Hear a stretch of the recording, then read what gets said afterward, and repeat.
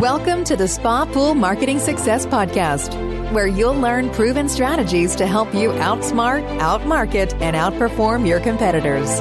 Every episode is jam-packed with tips, tools, and tactics designed to drive more traffic, generate more leads, and increase sales. Now, here's your host, David Carleton.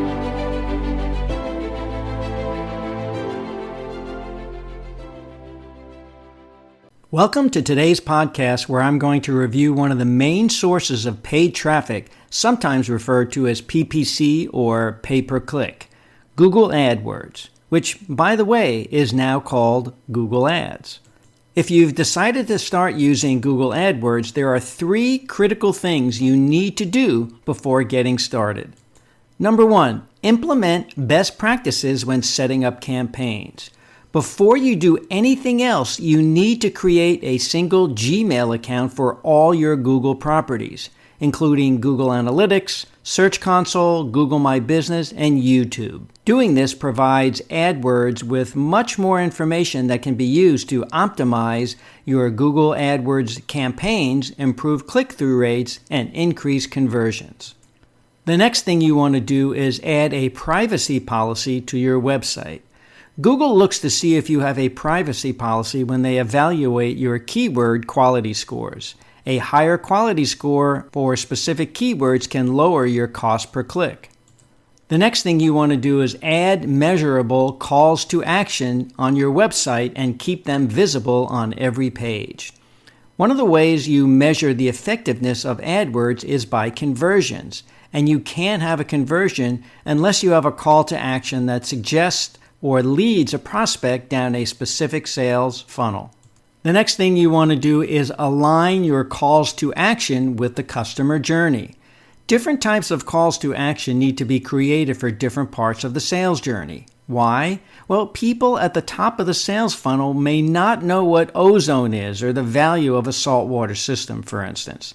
Advertising that targets ozone or free saltwater system will likely only appeal to prospects who have done the research and know what these items are and how much they're worth.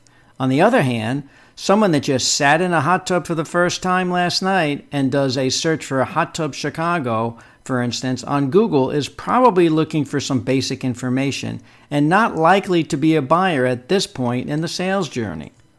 The next thing you want to do is automate and systemize your follow-up. Without downplaying the importance of human interaction, you want a system in place that works 24/7, whether you're working or not. Quite a few leads come in after normal business hours, and you probably don't want to have to answer the phone or send an email at that time. With an automated, systemized approach to generating and following up with leads in place, you won't have to.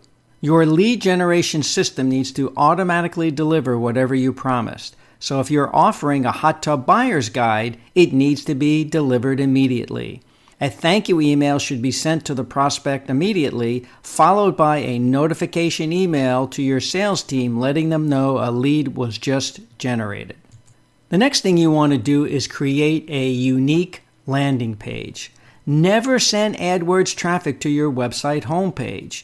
You may sell different types of products, all prominently featured on your homepage, but you may only be using AdWords to advertise hot tubs. Why make a visitor who clicks on a hot tub ad work harder than they need to by forcing them to sift through your homepage to find the hot tub link? Instead, create a unique landing page for each product line you target with AdWords. Your landing page should not be accessible to the general public and therefore should not appear anywhere in your website's navigation. This makes it much easier to track AdWords analytics. Creating a high-performing AdWords landing page isn't complicated. You just need to know what to include. Number 1, the headline. First, create a compelling headline that matches your ad. Write something that grabs the reader's attention, like hot tub clearance sale.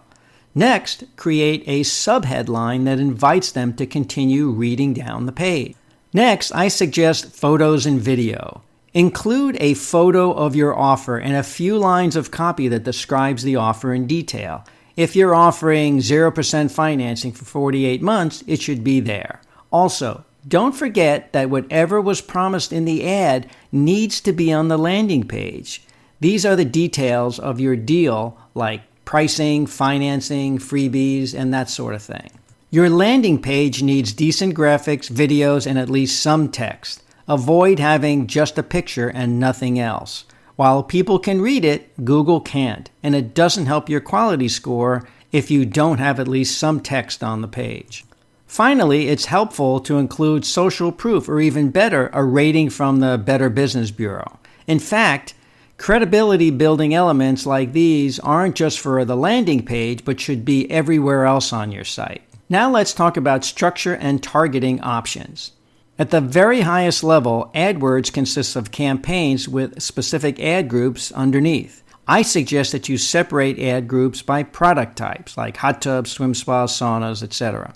Under each ad group are unique ads, and under each ad are keywords associated with those ads. When you set up an AdWords campaign, there are several different options that you can choose, such as search network and display. If you're doing this for the first time, Google will prompt you to select one. Here are a few other options for targeting. Locations. Be sure if you're in Chicago, for instance, you're not advertising in Boston. When you set up your campaigns, Google gives you several different options in the location settings section. Radius targeting. If you create a 20-mile radius around Chicago, this will graphically show you what the radius includes. And you can zoom in to make sure your radius includes the areas that you want. City targeting. By inputting Chicago, for example, it will list the city and graphically show you what it includes. Zip code targeting. You can also type in zip codes and advertise just to people within those areas. Now let's talk about how to develop a keyword strategy that gets results. Now that you're more familiar with what AdWords is and how it works, let's look at the different kinds of keyword search types, how they're used, and where to find them. Google describes 4 keyword types this way. The first one is broad match. Broad match is the default match type that all your keywords are assigned. Ads may show on searches that include misspellings, synonyms, related searches, and other relevant variations. So if your keyword is women's hats, someone searching for buy ladies' hats as well as women's scarves might see your ad. Broad match modifier.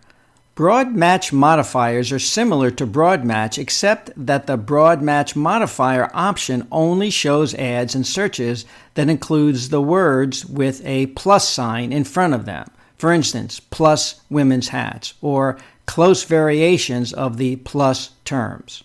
Phrase match. Ads may show on searches that match a phrase or close variations of that phrase, which may include additional words before or after. Ads won't show, however, if a word is added to the middle of the phrase that changes the meaning of the phrase. Phrase match is designated with quotation marks like, quote, women's hats, unquote. Exact match. Ads may show on searches that match the exact term or close variations of that exact term. Close variants include searches for keywords with the same meaning as the exact keywords, regardless of spelling or grammar differences between the query and the keyword. Exact match is designated with brackets around them. Now let's talk about the difference between keywords and search terms. According to Google, a keyword is the word or set of words that Google advertisers create for a given ad group to target your ads to customers. A search term is the exact word or set of words a customer enters when searching on Google.com or one of our search network sites.